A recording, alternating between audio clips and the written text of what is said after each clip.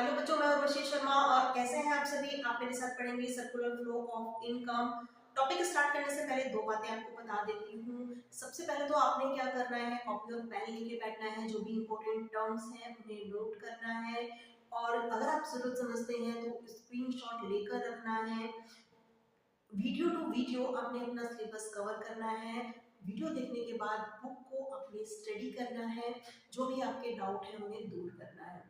और इस एक बात और आप समझिएगा कि हमारे कुछ बच्चे क्या होते हैं कि पढ़ाई से इतना डरते हैं, इतना ज्यादा डरते हैं कि पढ़ाई ही उनसे डरने लगती है।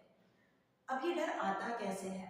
एक तो सबसे पहली बात कि हम सब अलग अलग टाइप के बच्चे होते हैं, अपने माइंड में एक टारगेट सेट करके रखते हैं। कुछ बच्चे की हमें पास होना है, या ज्यादातर बच्चे सोचते हैं कि हमें अच्छे मार्क्स लेने हैं, है ना। कुछ बच्चे 100% हमें लेना है, तो उसी के अकॉर्डिंग हम पढ़ना भी शुरू करते हैं। और पढ़ने का क्या तरीका लेते हैं कि कुछ बच्चे तो जो डेफिनेशंस हैं बुक ओपन करते हैं, छोटी छोटी डेफिनेशंस होती हैं, उन्हें टिक करके रख लेते हैं कि भाई मुझे ये याद हो सकती है, मुझे यही याद हो सकता है, और उसको बार बार बोलेंगे circular flow of income this, circular flow of income this, 3-4 बार बोल के हाँ पूरा बोल लिया, याद हो गया, ठीक है। अब फिर लेकिन जब एग्जाम में बैठते हैं लिखने के लिए, एक वर्ड स्किप हुआ और आपका पूरा डेफिनेशन गायब, ठीक है। तो हर बच्चा क्या है कि अपनी भी डर खुद ही पैदा कर रहा है, अपने लिए टारगेट रख के कि मुझे मार्क्स इतने गेन करने हैं, इतने गेन करने हैं। ऐसा क्यों, ऐसा क्यों करते हो? आप जब भी अपनी स्टडी कर रहे हैं बेटा, तो आपका जो भी सब्जेक्ट है उसको समझने की कोशिश कीजिएगा। जैसे कि आप इकोनॉमिक्स लेके बैठे हुए हैं, तो इकोनॉमिक्स आपने ली है, तो ऐसा नहीं है कि इसमें सब कुछ नया है, बहुत कुछ ऐसा है जिससे आप पहले से ही डील करते आए हैं, ठीक है। बहुत सारी ऐसी प्रॉब्लम्स हैं जिन्हें आप ऑटोमेटिकली ही सॉल्व करते आए हैं, या आपके जो पेरेंट्स जिन्होंने इकोनॉमिक्स एज अ सब्जेक्ट नहीं पढ़ा है, वो भी बहुत ही समझदारी से इकोनॉमिक्स की जो टर्म्स हैं उनसे डील कर रहे हैं प्रैक्टिकल लाइफ में, ठीक है। और आप तो ये सब्जेक्ट लेके बैठे हुए हैं, तो आपकी समझदारी ज्यादा होनी चाहिए। हमने कैसे पढ़ना है, हमने जितनी भी टर्म्स हैं उन्हें समझना है और इस तरह से पढ़ना है कि कल को कोई हमसे पूछे, कोई छोटा भाई बहन आपसे पूछे कि ये क्या है भैया, तो बता तो दे, हम उसे भी समझा दे कि ये होता है। ऐसे नहीं मैंने खुद ही रट के याद किया था, मुझे नहीं पता, ऐसा नहीं करना है, ठीक है। तो जब आप समझ के पढ़ेंगे तो उसके बारे में और नॉलेज आप गेन करना चाहेंगे। अपनी जो सिलेबस बुक है उसको कंप्लीट करने के बाद आप और प्रैक्टिस के लिए रिफ्रेशर्स यूज करना चाहेंगे, या एक राइटर से दूसरे राइटर की बुक पे जाना चाहेंगे कि इस बुक में ये दिया है, इसने इसको किस तरह से एक्सप्लेन किया है, या इससे बेटर इसने किया है। आप अपना जो नॉलेज है उसको इंटरेस्टिंग वे में और ज्यादा बढ़ाना चाहेंगे, ठीक है। तो समझ के पढ़िएगा, जब पढ़ना है तो बहुत अच्छे से पढ़ना है, ठीक है। ये नहीं है कि हमने टाइम पास करना है कि भी 2 घंटे 3 घंटे बुक लेके बैठे रहे, सब घर में बोल रहे हैं हाँ बच्चा पढ़ रहा है पढ़ रहा है पढ़ रहा है, लेकिन बच्चा कर क्या रहा है? बच्चा तो डर से बुक लेके बैठा हुआ है कि सबको लगे कि मैं पढ़ रहा हूँ। ये काम हमें नहीं करना है। जहाँ 4 घंटे बुक लेके बैठे हुए हो, वहाँ माइंड को एक्टिव रखिएगा। ये कॉन्सेप्ट आज मुझे टॉपिक कवर करना है, इसे समझना है। अब ये कैसे भी समझ में आए, इस बुक से नहीं आ रहा है इससे समझना है, इससे नहीं आ रहा है उससे समझना है, समझना है तो बस समझना है ना। तो इस तरह से एक जिद से पढ़िएगा, ठीक है। तो अभी सबसे पहले हम इसका मीनिंग देख लेते हैं। मीनिंग है आपका, it is the flow of money income और the flow of goods and services across different sectors of an economy in a circular flow. अब आप देखिए जो सर्कल वर्ड है ना, छोटी क्लासेस से सर्कल सभी बच्चे जानते हैं, और फ्लो उसके उसमें घूमना, ठीक है। अब यहाँ इनकम ऐड कर दिया, यानी कि पैसे का सर्कुलर फॉर्म में घूमना। सिंपल बात समझ में आ गई। अब आपके टॉपिक से उसको कॉन्सेप्ट को ऐड ऑन करते चलते हैं। जैसे कि यहाँ यूज किया गया है डिफरेंट सेक्टर्स। डिफरेंट सेक्टर्स क्या है?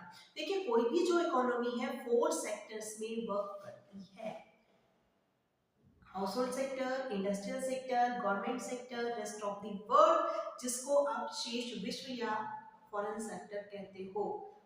अब ये रेस्ट ऑफ द वर्ल्ड भी पता ही नहीं क्या है। ये ऐसा नहीं है आपको नहीं पता, विदेश व्यापार है जो आप पढ़ सुनते हैं न्यूज चैनल में, इधर उधर ये वर्ड आप सुनते रहे हैं। तो हर चीज, बहुत सारी चीजें हैं इससे रिलेटेड जो आप सुनते रहते हैं। अब आपने समझना है, अब ये आपकी समझने की बारी है कि हम कैसे समझें। ठीक है, तो 4 सेक्टर में कोई भी इकोनॉमी वर्क करती है, लेकिन यहाँ आप 2 सेक्टर्स में बात करेंगे। 2 सेक्टर में कोई भी जो इकोनॉमी होती है उसको आप क्लोज्ड या सिंपल इकोनॉमी बोलते हैं। यहाँ हमारा हाउस होल्ड और इंडस्ट्रियल सेक्टर 2 सेक्टर्स है। तो अब हम इन वर्ड्स को समझते हैं। हाउस होल्ड क्या है? हाउस होल्ड क्या होते हैं? ये प्रोडक्शन के फैक्टर्स के ऑनर होते हैं। ठीक है, अब प्रोडक्शन के फैक्टर्स क्या होते हैं? देखिए, प्रोडक्शन के 4 फैक्टर्स होते हैं।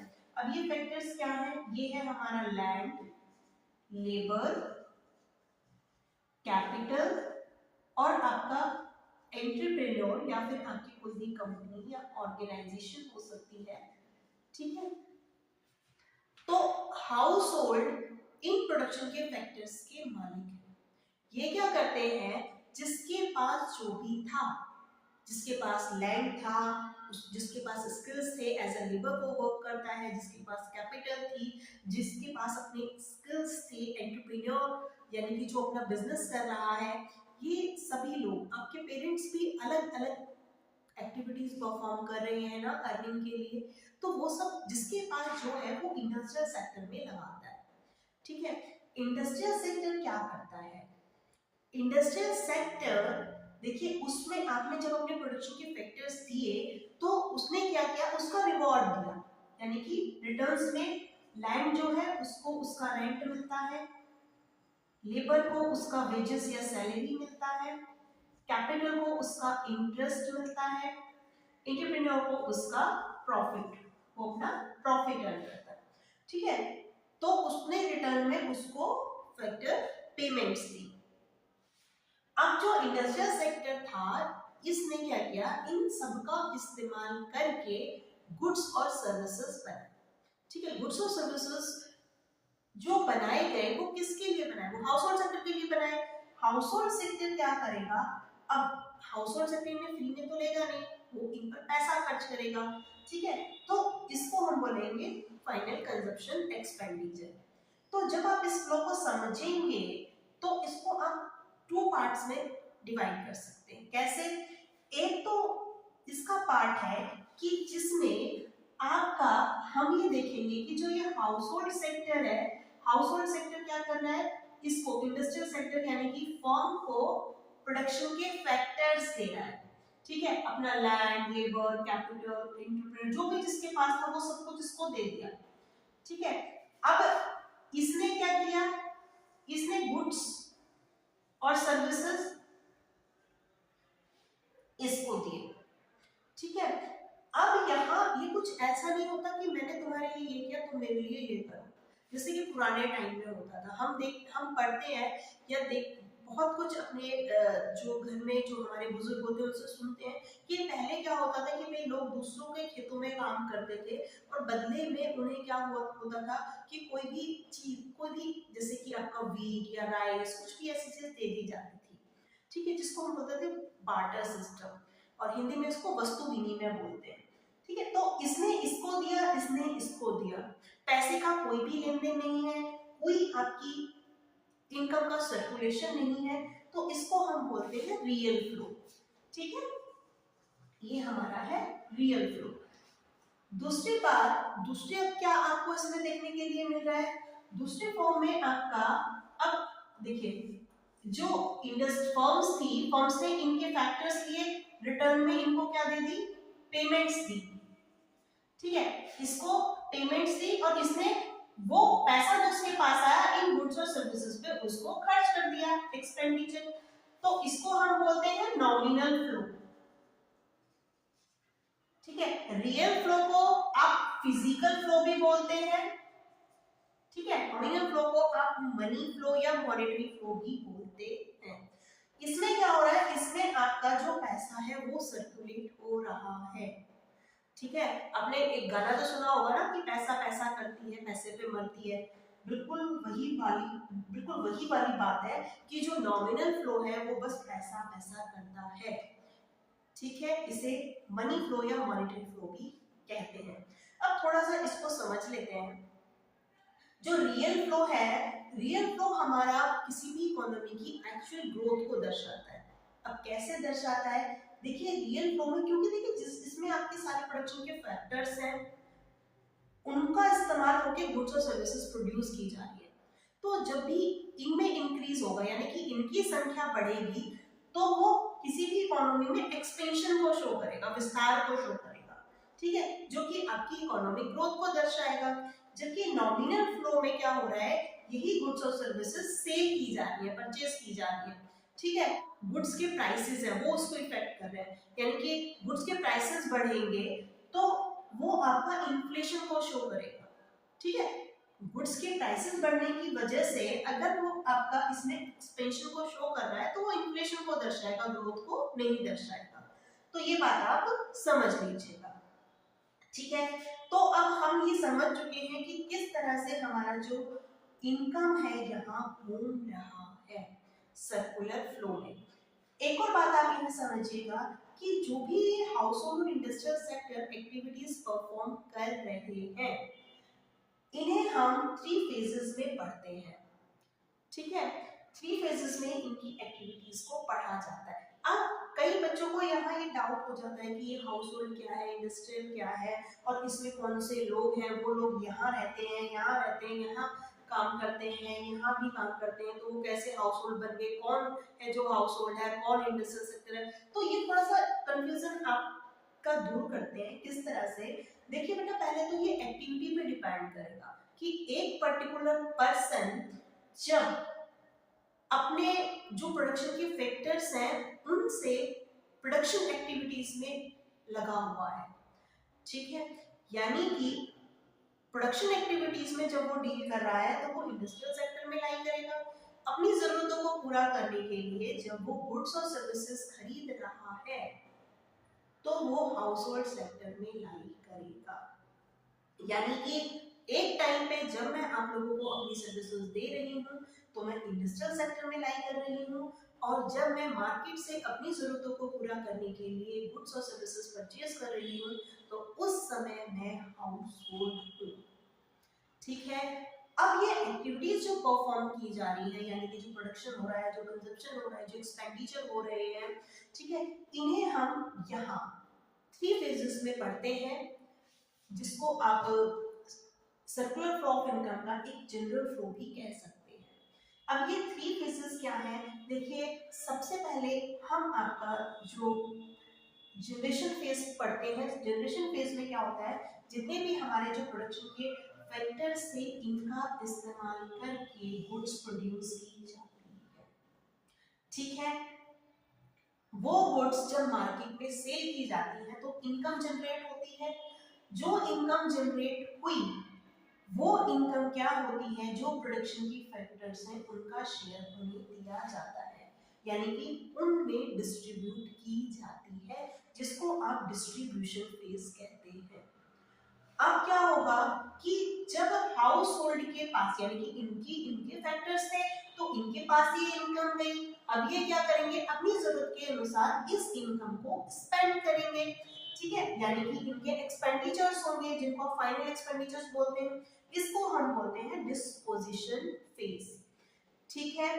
अब जब इन्होंने जो पैसे खर्च किए, ये पैसा कहाँ गया, ये पैसा आपका वापस से जनरेशन फेज में आ जाता है, यानी कि इंडस्ट्रियल सेक्टर के पास आता है, फिर और गुड्स प्रोड्यूस की जाती हैं, फिर दोबारा से स्पेंड किया जाता है, ये पैसा इस इकोनॉमी में घूमता रहता है। पर अब आप यहाँ समझिएगा कि क्या ये पैसा ऐसे ही घूमता है, कांस्टेंट लेवल पे घूमता है, यानी कि अगर किसी इकोनॉमी ने किसी पर्टिकुलर ईयर में 1000 करोड़ रुपीस की गुड्स प्रोड्यूस की है तो क्या 1000 करोड़ रुपीस की ही इनकम जनरेट होगी, और क्या वो 1000 करोड़ रुपया पूरा का पूरा स्पेंड कर दिया जाएगा, क्या फिर वो वापस उतना ही पैसा यहाँ पहुंचेगा, क्या ऐसा होगा, नहीं। देखिए इसके लिए क्या है, इसके लिए आपका इस पैसे के लिए आपका फाइनेंशियल मार्केट जो है वो एक यहाँ ट्विस्ट लेके आता है। क्या लेके आता है कि लोग क्या करते हैं कि पूरी इनकम स्पेंड ना करके कुछ पैसा बचा लेते हैं, ठीक है, अब जो बचा लेते हैं ये जो सेविंग्स है, हाउस होल्ड क्या करता है, यहाँ डिपॉजिट कर देता है। फाइनेंशियल मार्केट में आपके फाइनेंशियल इंस्टीट्यूशंस बैंक वगैरह आते हैं ना, तो बैंक में पैसा जमा करा दिया, ठीक है। अब आपका जो इंडस्ट्रियल सेक्टर है वो भी अपना जो उसके पास जो पैसा होता है वो भी यहाँ जमा करा देता है, डिपॉजिट हो गया। यहाँ आपका जो इंडस्ट्रियल सेक्टर है वो यहाँ से बोरिंग भी लेता है, ठीक है। यानी कि जो भी जब भी उसे पैसे की कमी होती है तो वो फाइनेंशियल मार्केट से पैसा उधार लेता है, लोन लेता है, ठीक है, और उसे इन्वेस्ट कर देता है।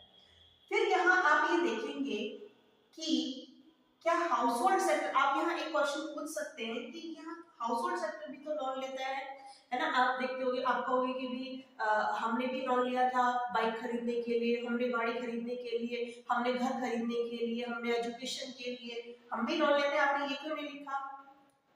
ये इसलिए नहीं लिखा कि जो आपने लोन लिया वो प्रोडक्शन एक्टिविटी में नहीं लगाया, ठीक है, वो आपने अपनी जरूरतों पर खर्च किया। और अगर हाउस होल्ड ने पैसा उधार लेके प्रोडक्शन एक्टिविटीज में लगा दिया तो वो हाउस होल्ड ना रहकर इंडस्ट्रियल सेक्टर में लाई करेगा। ये बात आप समझ लीजिएगा, कॉन्सेप्ट को समझते हुए चलिएगा, ठीक है। अब यहाँ आप देखेंगे कि ये पूरा हमने फ्लो समझ लिया। पैसा बाहर जा रहा है, ठीक है, पैसा बाहर गया इस फ्लो से, इसको हम कहते हैं लीकेजेस।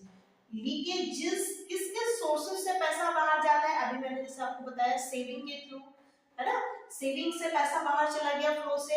अब आप ये देखेंगे कि मान लीजिए आप ही लोगों, आपके स्कूल में जो बच्चे हैं उनको पॉकेट मनी मिलती है।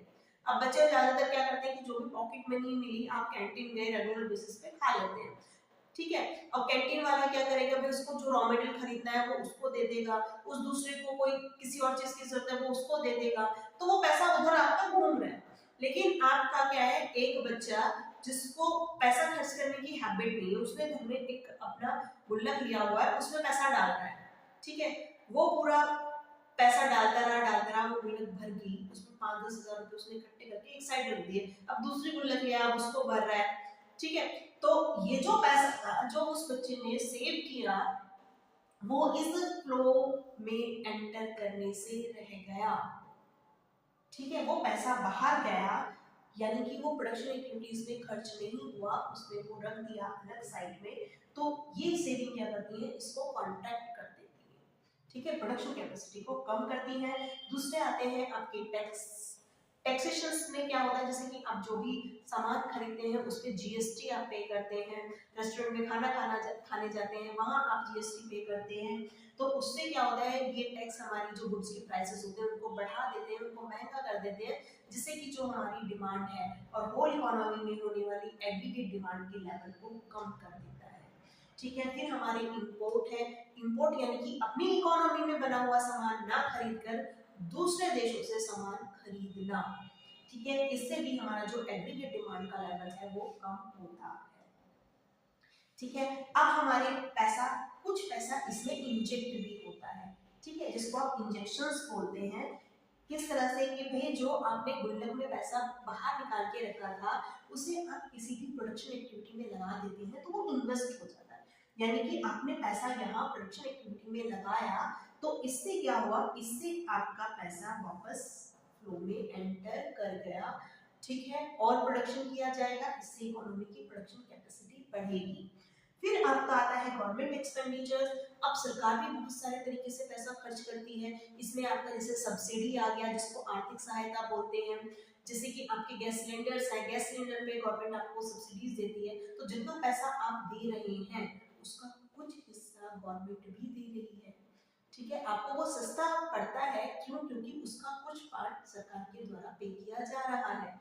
देखिए इसमें फिर आपका आता है एक्सपोर्ट। एक्सपोर्ट में क्या होता है, एक्सपोर्ट का मतलब होता है दूसरी अर्थव्यवस्थाओं को सामान बेचना, यानी कि दूसरे देशों में अपने यहाँ बना हुआ सामान बेचना, तो इससे क्या हो रहा है, हमारी इकोनॉमी में एग्रीगेट डिमांड का लेवल बढ़ रहा है, ठीक है, ज्यादा डिमांड होगी तो प्रोडक्शन भी बढ़ाना पड़ेगा जिससे कि हमारी प्रोडक्शन कैपेसिटी बढ़ेगी। तो आपको समझ में आ गया होगा कि जो लीकेजेस है वो हमारे सर्कुलर फ्लो को कॉन्ट्रैक्ट कर देती है, प्रोडक्शन कैपेसिटी को कम कर देती है, जबकि जो हमारा इंजेक्शन है वो इसको एक्सपेंड करता है। इसका एक्सपेंशन करने के साथ साथ इकोनॉमिक ग्रोथ को भी बढ़ाता है और इसके साथ साथ प्रोडक्शन कैपेसिटी तो बढ़ती बढ़ती है। अब देखिए आप यहाँ एच सेविंग को एस, इसको टी से, टैक्सेशन को, इंपोर्ट को एम से, इन्वेस्टमेंट को आई से, गवर्नमेंट एक्सपेंडिचर को जी से, एक्सपोर्ट को एक्स से हम दर्शाएंगे। और यहाँ आपका जब आप इनको ऐड कर देंगे तो आपको लीकेजेस, और जब आप इसको ऐड कर देंगे तो आपको इंजेक्शंस मिलेंगे। इसके बेसिस पे आप किसी भी कंट्री की जो इकोनॉमी है उसको भी समझ सकते हैं कि वो किस सिचुएशन में है। जब आपके इंजेक्शन ज़्यादा है तो ये माना जाता है कि आपकी इकोनॉमी ग्रो कर रही है। जब इंजेक्शन कम है, लीकेजेस ज़्यादा है, तो इकोनॉमी डाउनवर्ड जा रही है। और जब आपकी इकोनॉमी में इंजेक्शंस और लीकेजेस बराबर है तो ये माना जाता है कि ये इक्विलिब्रियम की सिचुएशन में है। कई बार जब आपकी इकोनॉमी में कोई भी इंक्रीज या डिक्रीज हो रहा होता है तो वो ऑटोमेटिकली उसमें कैपेसिटी होती है कि वो खुद से बैलेंस हो जाए। और अगर वो बैलेंस नहीं होती है तो यहाँ हमारी जो गवर्नमेंट है वो अपनी टैक्सेशन पॉलिसी, जिसको आप फिस्कल पॉलिसी कहते हैं, उसमें कुछ स्टेप उठा के इसको ठीक कर सकती है। इसके साथ साथ हमारा आरबीआई जो मॉनेटरी पॉलिसी बनाता है, मॉनेटरी पॉलिसी के जरिए भी आप इसको बैलेंस कर सकते हैं। ये सभी टॉपिक आप अपना जो मनी एंड बैंकिंग वाला चैप्टर है उसमें पढ़ेंगे और इसका कुछ हिस्सा, कुछ इसी तरीके का कॉन्सेप्ट आप determination of income and employment वाले चैप्टर में भी पढ़ेंगे। ठीक है, अब यहाँ आप देखिएगा कि ये जो हमने कंपोनेंट्स के बारे में, इनमें इसके बारे में जो हमने पढ़ा है, यहाँ हमारा देखिए एक जो कॉन्सेप्ट निकल के आता है वो ये आता है कि भाई हमने जो ये फेजेस पढ़े हैं, इन फेजेस के बेसिस पर हम नेशनल इनकम कैलकुलेट करना सीखेंगे। नेशनल इनकम आपकी प्रोडक्शन मेथड पे, इनकम मेथड पे, एक्सपेंडिचर मेथड पे किस तरह से कैलकुलेट होती है, ये आगे आने वाले वीडियोस में टॉपिक कराया जाएगा। और बेटा आप, मैं फिर से कहती हूँ, रटने की कोशिश नहीं कीजिएगा। जैसे आपने ये पूरा फ्लो ये डायग्राम के थ्रू जो समझा है, इस चार्ट से जो समझा है, इसकी हेल्प से आप इन टॉपिक की मीनिंग खुद से बनाइएगा। ठीक है, खुद से समझ के जब बनाएंगे तो कोई भी डेफिनेशन बार बार रटने की जरूरत नहीं पड़ेगी। जैसे कि मैं आपको बताती हूँ, अभी हमने रियल फ्लो के बारे में पढ़ा, तो यहाँ खुद से मीनिंग बनाओ कि रियल फ्लो एक्चुअल में है क्या। Real flow is the flow of factor services from household to industrial sector and the corresponding flow of goods and services from industrial sector to household sector। ठीक है, बिल्कुल इसी तरह से आप नॉमिनल फ्लो का मीनिंग भी बना सकते हैं। Nominal flow is the flow of money across different sectors. किस तरह से? It implies the flow of factor payments from industrial sector to household sector and the flow of money as consumption expenditure from household to industrial sector। एक बार जब ये समझ लोगे तो बार बार book खोल के चीजों को रटने की जरूरत नहीं पड़ेगी। कुछ बच्चे कहते हैं कि ये वाला लीकेजेस वाला कॉन्सेप्ट थोड़ा हटके है, सिलेबस में नहीं है, तो बेटा कुछ एक्स्ट्रा सीखने में बुराई नहीं है, आपकी नॉलेज बढ़ेगी। बहुत सारी ऐसी चीजें हैं, सुबह घर से निकलते हैं, स्कूल से निकलते हैं या स्कूल में अपने फ्रेंड्स के साथ बहुत सारी उल्टी सीधी बातें आप सुनते हैं, दिमाग में रखते हैं, है ना। ये तो आपके काम की चीज है, नॉलेज है, इसमें आपके काम आएगी। तो इंटरेस्ट लेके पढ़िएगा, एक क्यूरियोसिटी बच्चे के अंदर होनी चाहिए कि लीकेजेस ये वर्ड यहाँ बुक में साइड में लिखा है क्या है, मुझे इसे समझना है। ठीक है, इस तरह से पढ़ोगे तो एक के बाद दूसरी बुक, दूसरी के बाद तीसरी बुक भी लेना चाहोगे लिमिट में ये नहीं है कि मुझे बस ये सबसे छोटी डेफिनेशन है, मुझे बस यही याद हो सकती है, मैं बस यही याद करके रट के इसको पेपर में लिख के पास हो सकता हूँ। यहाँ से बाहर निकलिए, इंटरेस्ट लेके पढ़िए। जब आपको पढ़ना ही है, आपके पेरेंट्स ने ठाना हुआ है कि पढ़ना है और वो आपको पढ़ाने के लिए सब कुछ करने के लिए तैयार है, तो आप 1% थोड़ी सी मेहनत करके देखिएगा, बस 1%, कुछ भी मुश्किल नहीं है, बस रटना छोड़ दीजिएगा, ठीक है।